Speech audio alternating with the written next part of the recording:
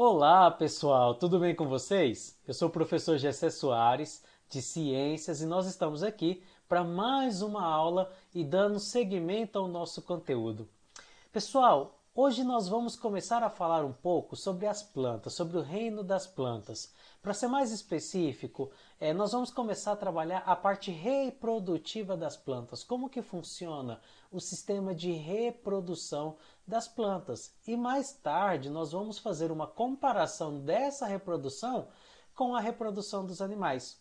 O nosso conteúdo bimestral ele está focado principalmente nas diferenças reprodutivas entre as plantas e os animais e também entender no ser humano como que funciona todo esse aspecto de reprodução. Então, por hora, nós vamos começar falando um pouco das plantas. As plantas que nós conhecemos hoje, elas nem sempre foram dessa forma.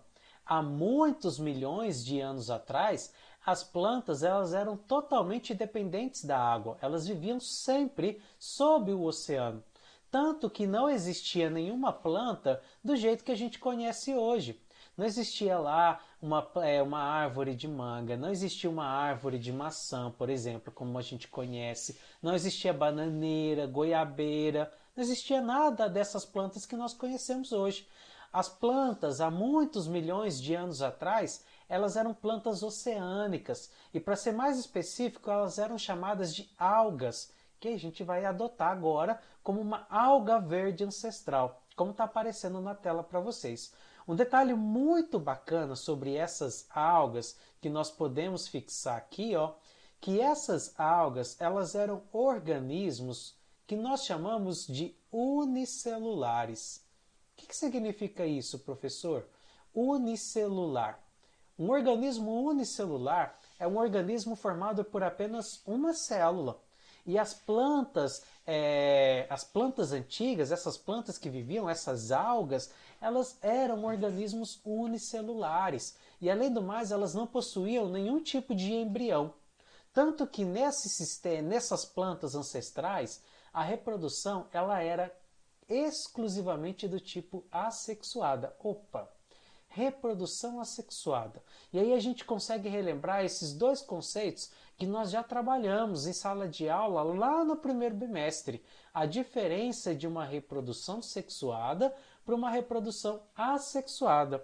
Vamos relembrar esses dois conceitos bem rapidinho? Olha só, nós temos essas duas palavras, sexuada e a outra assexuada. Relembrando, pessoal, qual é a diferença das duas? A reprodução sexuada é uma reprodução que envolve para mim troca de gametas. Então eu tenho a possibilidade de ter um gameta masculino fecundando um gameta feminino, tá bom? Então nós temos essa troca de gametas. E na reprodução assexuada, o meu processo é apenas um processo simples de duplicação. A planta, nesse caso, o organismo que faz a reprodução assexuada, ela vai apenas duplicar o seu corpo, duplicar o seu material genético. Agora, além da gente ter essas diferenças, a gente tem outra coisinha muito interessante. O fato da reprodução sexuada trocar gametas possibilita uma coisinha muito interessante que é a variabilidade genética. Variabilidade genética. E é isso que possibilita, pessoal, o desenvolvimento de um organismo. Em compensação, a reprodução assexuada, apesar de ser só uma duplicação e não ter variabilidade genética, ela é uma reprodução rápida, é um processo que nós podemos falar de processo rápido. Se eu comparo as duas reproduções, a reprodução assexuada ela me garante uma maior rapidez. Por isso que algumas bactérias elas conseguem se desenvolver muito rápido, porque as bactérias elas reproduzem de forma assexuada. Então, rapidão, uma bactéria já consegue formar uma colônia, que são várias bactérias juntas, tá bom? Então, voltando para as plantas, nós tínhamos as plantas ancestrais, que são essas algas aqui, a alga verde ancestral, que é um organismo unicelular. A partir dessa alga unicelular, a planta foi começando a se desenvolver. e querendo ficar um pouco independente da água. Falei para vocês agora no começo que as plantas elas eram todas oceânicas, elas todas estavam em alto mar. Então todas dependiam da água para sobreviver. Então começa a desenvolver e começa a não depender mais dessa água. Mas esse desenvolvimento ele não é de uma vez, ele acontece por partes. O primeiro grupo de plantas que surgem, e aí nós temos 4 grupos, são os grupos das briófitas. Depois das briófitas surgem as pteridófitas. Depois das pteridófitas, plantas que nós conhecemos como gimnospermas. E por último, as plantas mais desenvolvidas, que levam todos os desenvolvimentos de evolução que nós conhecemos nas plantas, são as chamadas angiospermas. Então nós temos esses 4 grupos principais de plantas: briófita, pteridófita, gimnospermas e angiospermas. Mas o que aconteceu com essa alga ancestral até ela virar uma angiosperma, que é a planta mais desenvolvida que nós temos hoje? Vamos por etapas? A primeira coisa que aconteceu, a primeira modificação, que nós vamos representar aqui, ó, por essa setinha 1 aqui, ó, por esse númerozinho 1, foi o seguinte: para a alga ancestral poder se desenvolver até uma briófita, surgiram 2 evoluções muito importantes. A primeira evolução foi o surgimento de um embrião. Então, agora, para as briófitas, durante a reprodução, eu vou observar a formação de um embrião durante essa fase de reprodução. E um outro aspecto que surgiu para as briófitas é o fato delas serem organismos pluricelulares. Pluricelular. O que significa, professor, essa palavrinha pluricelular?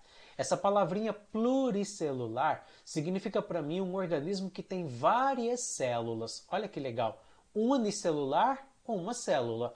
Pluricelular, várias células. Então as briófitas são plantas formadas por várias células e que, durante o seu processo de reprodução, têm a formação de um embrião. Outra característica da briófita, que é a planta mais simples que nós conhecemos hoje. A briófita, ela não tem vaso condutor, ou seja, ela não tem nenhum mecanismo que faz a água sair do solo e até a folha. Aliás, a briófita não tem folha. Opa, Gessé, como assim planta não tem folha? Não tem folha.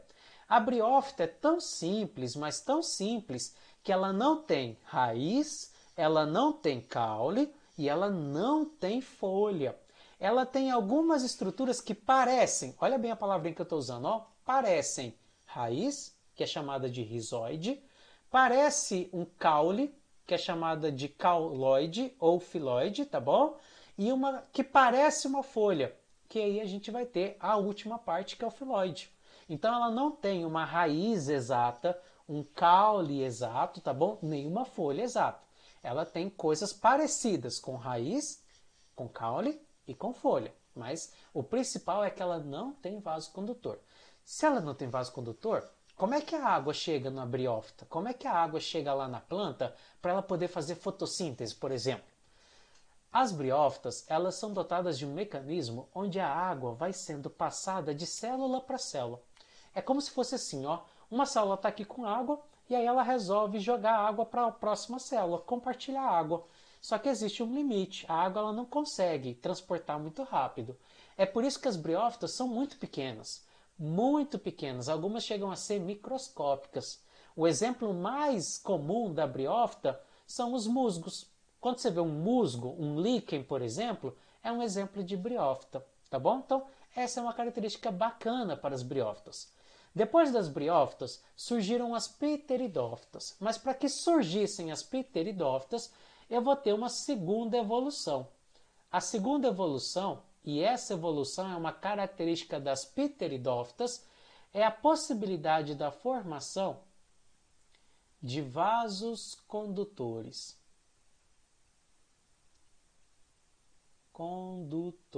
Opa! Agora, as pteridófitas, elas possuem os chamados vasos condutores.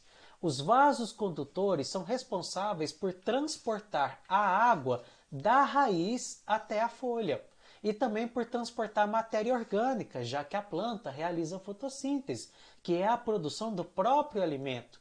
Então, quando a planta faz a fotossíntese, produz o próprio alimento, ela precisa jogar esse alimento que ela mesma está produzindo na folha para todo o corpo da planta. E como é que ela faz isso? Através dos vasos condutores. Então, o surgimento dos vasos condutores nas pteridófitas possibilitou essas duas coisas: transportar a água do solo, lá da raiz até a folha, e também distribuir a matéria orgânica que a folha produz por toda a planta. Esse é o grande benefício da pteridófita. E graças a isso, as pteridófitas elas conseguem tamanhos maiores. Um exemplo muito bacana de pteridófita é a samambaia. Essa planta comunzinha, samambaia, que a gente costuma ter em casa, aquela samambaia de jardim grandona, ela é uma pteridófita, uma planta simples, mas que já vai ter os vasos condutores. Bacana? Depois das pteridófitas surgem as gimnospermas. A grande evolução das gimnospermas, vamos puxar a nossa setinha aqui, foi o surgimento de estruturas chamadas sementes. Sementes, olha que bacana. As gimnospermas, a principal característica de uma gimnosperma é o fato dela possuir sementes. E a semente, ela é uma estrutura muito importante. Sabe por quê? A principal função da semente é produzir um embrião. Embrião não foi a primeira evolução que a gente viu aqui no comecinho? Olha, embrião, quando eu tenho a briófita, na briófita e na pteridófita, o embrião fica desprotegido, muito desprotegido. Por isso que a reprodução de briófitas e pteridófitas, ela não é tão eficiente. Agora, a gimnosperma, por fato de produzir semente, consegue proteger o embrião. A semente ela tem dois papéis. Primeiro, proteger o embrião, então a semente tem a casca, então protege o embrião, tá bom? Segundo, ela fornece alimento para o embrião sobreviver. Essa é a função da semente. Bacana? E por último, a nossa última evolução, que é a evolução que gerou para mim as angiospermas, que são as plantas mais desenvolvidas, foi a produção de flores e frutos. Flores e frutos. Então você pode ter uma certeza aí, galera. Toda planta que você vê que tem florzinha, que tem algum fruto, ela vai ser uma angiosperma. Porque a angiosperma, a característica principal de toda angiosperma é possuir flores e frutos. Então foram assim que as plantas se desenvolveram.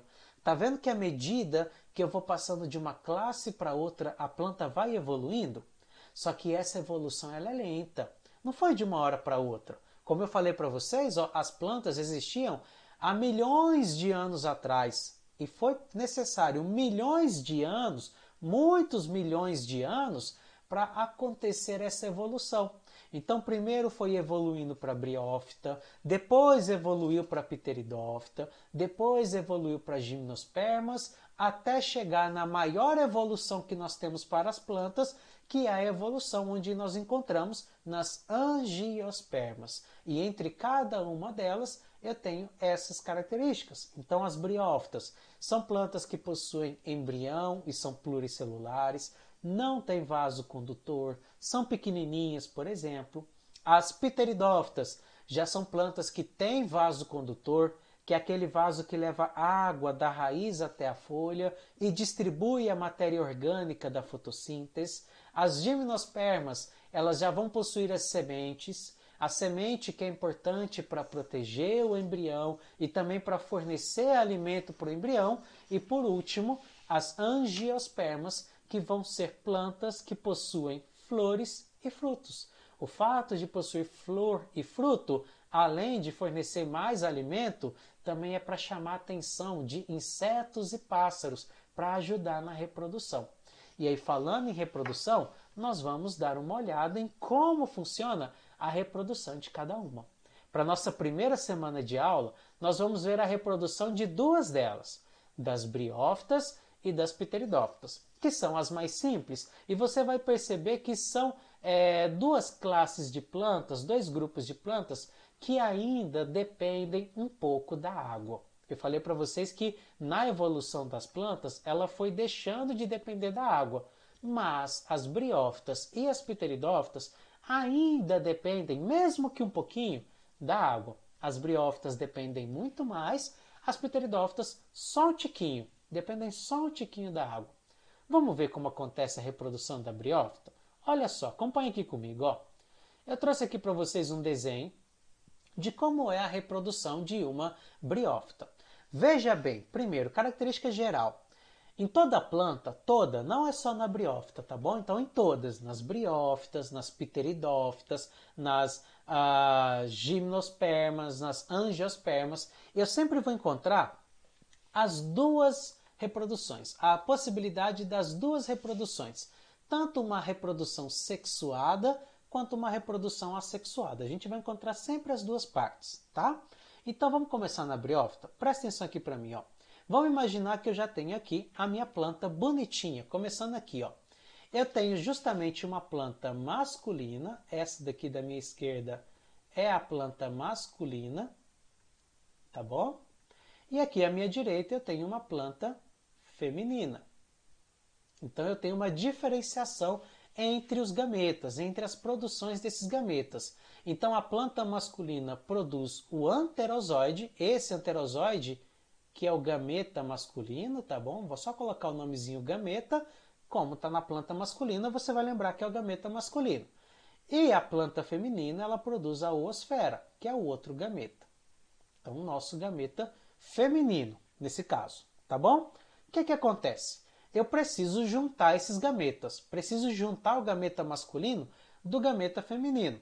Agora, como que esses gametas vão se juntar?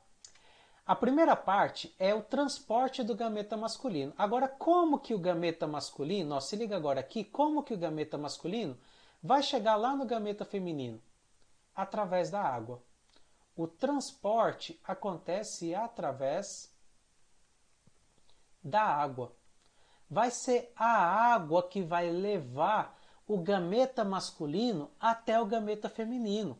Então, se não tiver água, pessoal, não acontece a reprodução das briófitas. Fica muito atento nisso.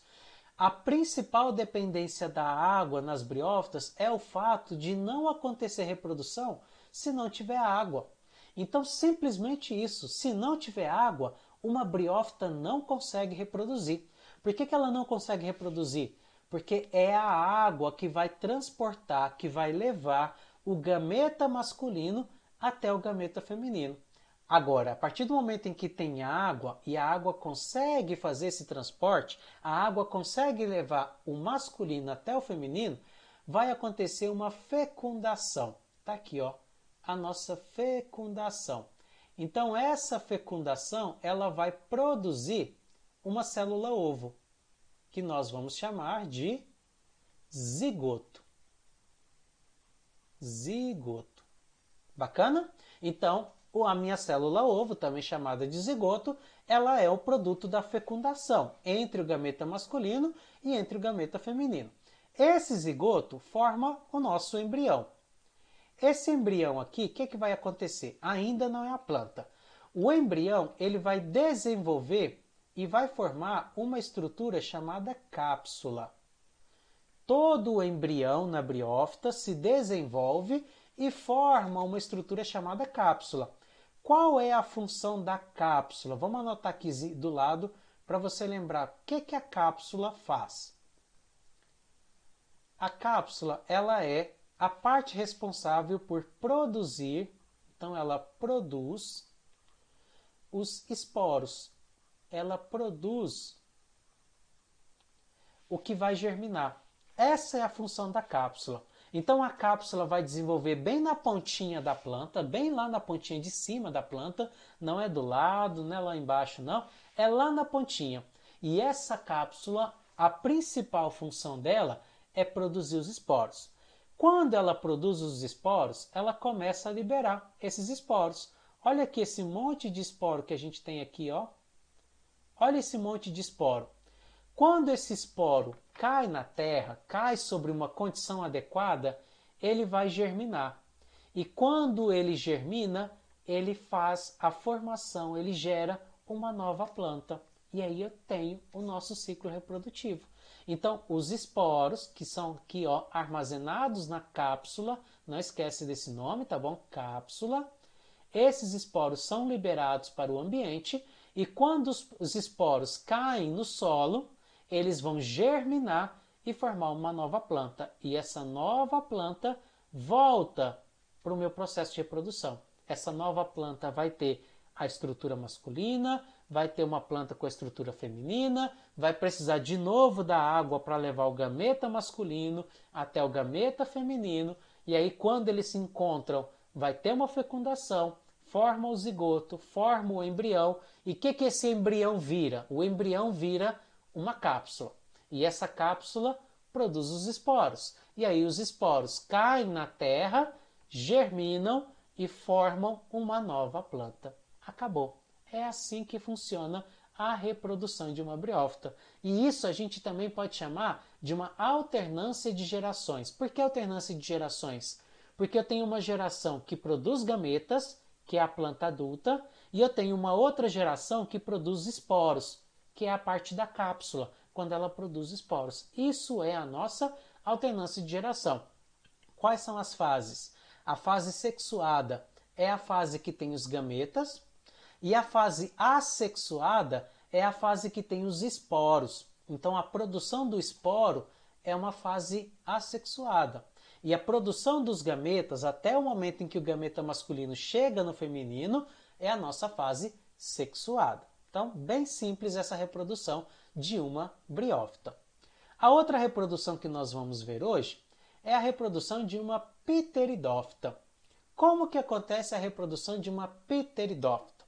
Então a pteridófita já é uma planta mais desenvolvida, ela vai ter vasos condutores certinho. O que acontece? Toda pteridófita, ela possui nas suas folhas pequenas estruturas chamadas soro. Olha o nosso soro aqui, ó. Os soros são pequenos pontinhos, laranjas, principalmente laranja.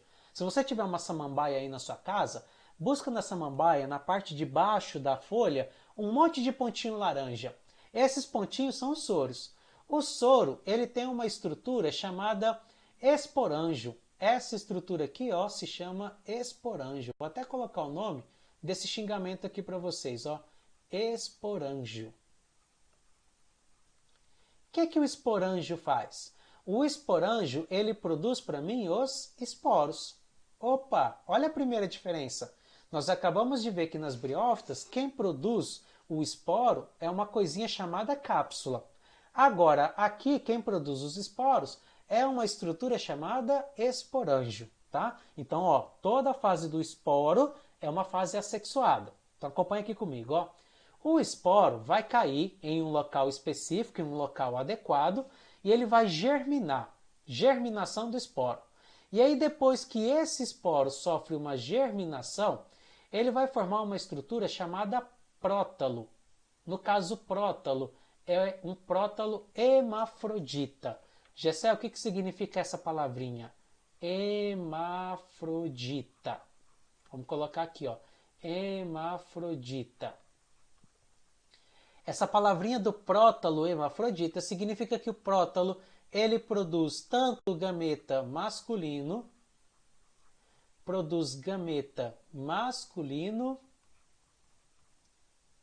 e feminino ao mesmo tempo.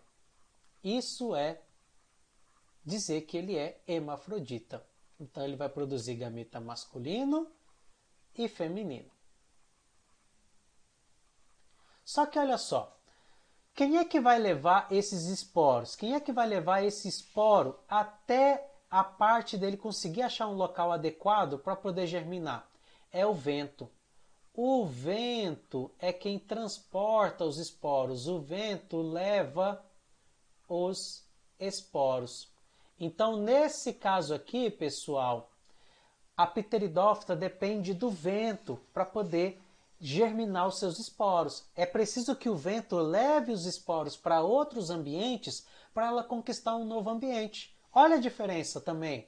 Lá na briófita eu falei para você que era a água que é responsável pela reprodução. Então precisa da água. Agora aqui precisa do vento. É o vento que vai levar esse esporo. Só que ainda vai depender um pouquinho da água. Sabe por quê? Para esse prótalo aqui, que produz tanto gameta masculino e feminino, poder fazer a reprodução sexuada, ele precisa de um pouco de água. Um tantinho de água vai fazer vai fazer com que os gametas masculinos cheguem nos gametas femininos. Então vamos anotar isso também, porque isso também vai acontecer aqui, ó. Quando eu olho nessa reprodução, de novo, a água é quem vai leva o gameta masculino até o gameta feminino. Então, leva o nosso gameta masculino até o gameta feminino. E agora sim, quando o gameta masculino encontra o gameta feminino, eu vou ter novamente uma reprodução. E aí eu vou ter uma germinação. E aí quando eu tenho essa germinação, o prótalo começa a desenvolver. O embrião formado nessa fecundação, quando o masculino encontra o feminino, começa a desenvolver. E ele vai se desenvolvendo, vai crescendo em cima do prótalo, tá bom? Esse embrião desenvolve até virar uma planta adulta de novo. E aí o meu processo volta tudo de novo. A planta adulta vai ter o soro vai ter o esporângio vai produzir os esporos, que vão ser levados pelo vento até encontrar um local adequado. Achou o local adequado, eu vou ter a formação de um prótalo. Esse prótalo é responsável por produzir tanto o gameta masculino quanto o gameta feminino. E agora, um pouquinho de água, agora é só um pouquinho mesmo, faz com que o gameta masculino encontre o gameta feminino. E aí eu tenho a fecundação. Para a fecundação eu tenho a formação do embrião. Esse embrião começa a desenvolver até formar uma planta nova. E aí eu tenho também, de novo, as duas fases. A fase assexuada é a fase que tem esporos.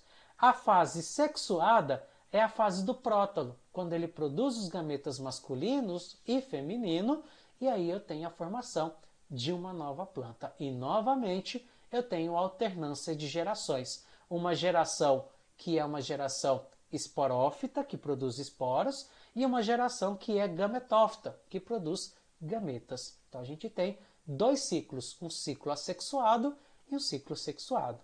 É entendido, pessoal? Então esse era o nosso conteúdo que eu separei para a gente trabalhar essa semana. Com base nesse conteúdo, na nossa apostila, eu quero que vocês resolvam essa semana os seguintes exercícios. Anota junto comigo, ó, a atividade da semana. A nossa atividade semanal vai ser responder as questões